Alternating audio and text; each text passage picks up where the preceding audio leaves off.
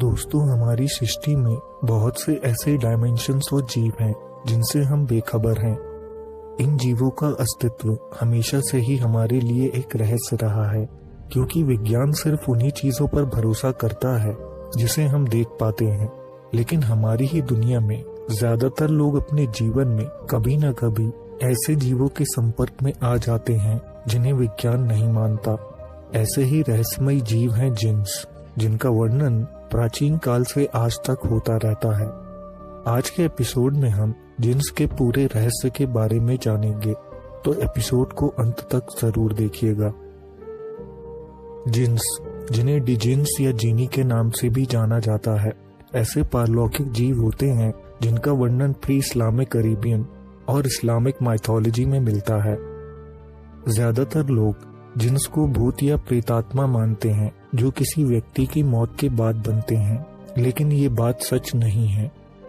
दोस्तों, दरअसल जिन्स ऐसे जीव होते हैं जिनका अस्तित्व इंसानों के परे होता है।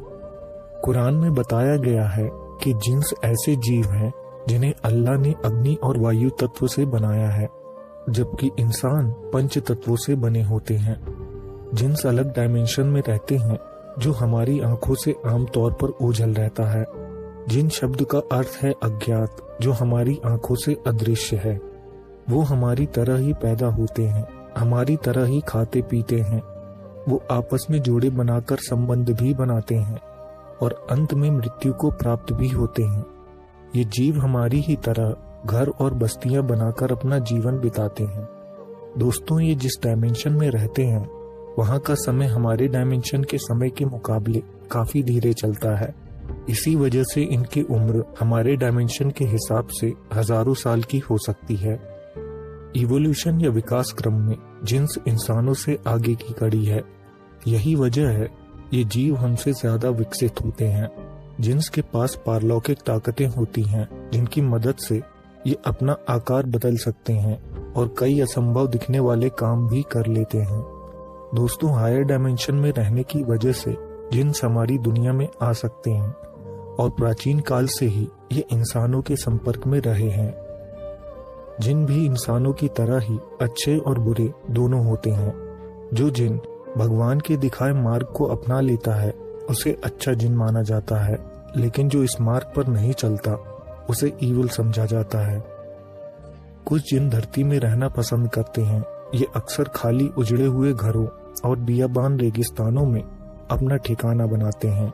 जिन इंसानों के साथ फ्रीक्वेंटली इंटरेक्ट करते हैं, लेकिन बहुत ही कम जिन इंसानों से पॉजिटिवली इंटरेक्ट करते हैं। ये इंसानों के शरीर में प्रवेश करके उन्हें पोजेस भी कर सकते हैं। ये अक्सर अपना रूप बदलकर जानवरों के रूप में नजर आते हैं, तो कई बार बिना धुएं की आग की शक्ल में। दोस्तों, जिन दरअसल 10 से भी ज्यादा प्रकार के होते हैं, लेकिन धरती में मुख्य रूप से कुछ ही जिन हैं। इनका एक प्रकार होता है हिम, जो आमतौर पर जानवरों के रूप में ही दिखाई देना पसंद करते हैं। इस तरह के जिन को पर्शिया, अरेबिया और इंडिया में देखने के दावे मौजूद हैं। दूसरी श्रेणी है घोल। घोल दरअसल शेप शिफ्टर जिन्स होते हैं जो खून पीते हैं और इंसानों का मांस खाकर जिंदा रहते हैं। ये लोग बच्चों को, बियाबान इलाके से आने जाने वाले यात्रियों को और कब्रिस्तान में मौजूद मुर्दों को अपना शिकार बनाते हैं। घोल में सबसे ज्यादा खौफनाक और खतरनाक फीमेल घोल को बताया गया है, जिन्हें घुला कहा जाता है, क्योंकि फीमेल घोल अक्सर खूबसूरत महिलाओं का रूप लेकर ऐसे पुरुषों से शादी करती हैं जिन्हें उन पर शक नहीं होता। इसके बाद ये इंसानों से संबंध बनाती हैं और इनका ही खून पीती हैं। तीसरी श्रेणी है मरीद। ये बहुत विशालकाय और ताकतवर जिन होते हैं। ये जिन्नात की श्रेणियों में सबसे ताकतवर जिन होते हैं, जिनके पास बड़ी बड़ी चमत्कारी शक्तियां होती हैं। अगर ये चाहें तो हमारी इच्छाएं पूरी कर सकते हैं और प्राचीन काल से बड़े बड़े तांत्रिक ऐसे ही जिनों को अपने कब्जे में करके तरह तरह के काम करवाते आए हैं। मरीद को अगर खुश किया जाए तब भी ये आपकी इच्छाएं पूरी कर सकते हैं, लेकिन आमतौर पर ये अच्छे जिन नहीं होते। चौथी श्रेणी है सिलात। ये जिन की ऐसी प्रजाति है जो अपना रूप बदलने में माहिर होते हैं। ये आमतौर पर महिलाओं को रूप लेना पसंद करते हैं। पांचवी श्रेणी है हातिफ। ऐसे जिन की आवाजों को हम अच्छी तरह सुन सकते हैं। लेकिन इनका शरीर दिखाई नहीं देता। हातिफ दरअसल पुराने घरों या खाली कमरों में अपना ठिकाना बनाते हैं। छठी श्रेणी है करीम, जो दिखने में इंसान की तरह ही होते हैं, लेकिन इनके पास भी चमत्कारी शक्तियां होती हैं। सातवीं श्रेणी मालक होती है। ये अच्छे जिन होते हैं जो धरती पर विरले ही आते हैं। ये भगवान की सेवा में रहते हैं और उन्हीं का काम करते रहते हैं। अगर किसी इंसान का सामना इनसे हो जाए तो ये उसके लिए काफी शुभ होता है। जिनकी एक और श्रेणी काफी मशहूर है, जिसे इफरित कहा जाता है। ये जिन ईवल होते हैं और वेस्टर्न कल्चर में इन्हें ही सेटन कहा जाता है। ऐसे जिन को काबू में करना बेहद मुश्किल होता है। ये अक्सर लोगों के मन में नकारात्मक भावनाओं को बढ़ावा देते हैं और चाहते हैं कि लोग भगवान की पूजा ना करके शैतान की पूजा करें। ये लोगों को वश में करके अपना काम निकलवा सकते हैं। ये कई बार महिलाओं के साथ संबंध भी बनाते हैं और इनका वर्णन कुरान में भी मिलता है।